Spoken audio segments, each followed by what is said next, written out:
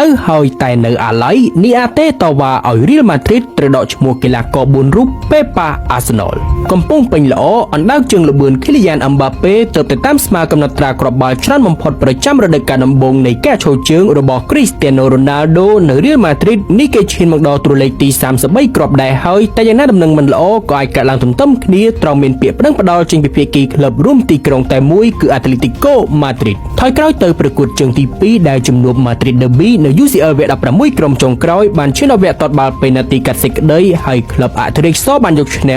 4-2បន្ទាប់ការស្មើគ្រាប់បាល់ពីសងខាងគិតត្រឹម120នាទីគ្រាន់តែឈ្នះភ្លាមសន្ធឹកស្រែកហូតាំងពីអ្នកគាំទ្ររួមទាំងកីឡាកររៀលម៉ាឌ្រីតបានបន្លឺឡើងជាមួយស្តែបអស់ពីខ្លួនជាពិសេសគឺអាន់តូនីញ៉ូ រូឌីហ្គើជាអ្នកបោះមេជាមួយមិត្តរួមក្រុមប៉ុន្មានរូបឯទៀតបើតាមប្រភពមួយចំនួនចុះផ្សាយថាដោយសារភាគីខាងអ្នកគាំទ្រអាតេបញ្ចេញកាយវិការឌឺដងនិងគប់របស់របរមកលើកីឡាករស្ដេចសមុនទើបជាហេតុនាំឲ្យមានរូបភាពមិនសូវជាល្អនោះកើតឡើងយើងឃើញមានរូឌីហ្គើបញ្ចេញកាយវិការដោយកាត់ផ្នែកបំពង់កហើយអឹមបាប៉េយកដៃទៅអោបលើកផ្នែកតំបន់សំខាន់របស់ខ្លួនរួមទាំងសកម្មភាពមួយចំនួនផ្សេងទៀតរបស់សេបាឡូសនិងវីនេសៀថាមានចេតនាបញ្ចេញកាយវិការមិនសមរម្យនៅលើទីលានជុំវិញកាយវិការខាងលើខាងក្លឹបដឹកនាំដោយអ្នកចាត់ការលោក Diego Simeone បានផ្ញើវីដេអូចំនួន4ហើយប្តឹងតវ៉ាឲ្យ UEFA ធ្វើការពិន័យព្យួរឈ្មោះកីឡាករទាំង4របស់ Real Madrid មានដូច Antonio Rudiger, Kylian Mbappe, Dani Ceballos និង Vinicius Junior ពលចង់ឲ្យមិនបានចូលរួមការប្រកួតសំខាន់ទល់ក្លឹបកំភ្លើងធំ Arsenal នាថ្ងៃទី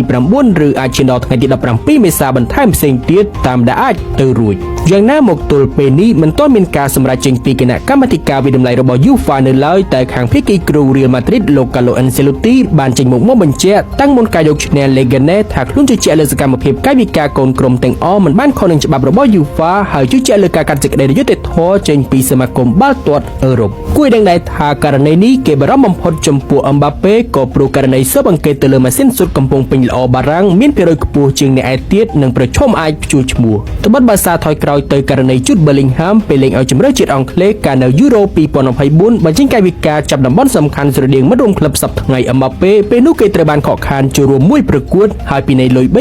$30,000 តែបើក្រឡេកទៅមើល Simeone ដែលធ្លាប់ធ្វើខ្លាំងជាងនេះទៅទៀតកាលនៅ UCL ប៉ាស៊ូបន្ទូឆ្នាំ2019បែរជាមិនមានការព្យួរឈ្មោះអ្វីឡើយហើយពិន័យត្រឹមប្រាក់ $20,000 តែប៉ុណ្ណោះឯង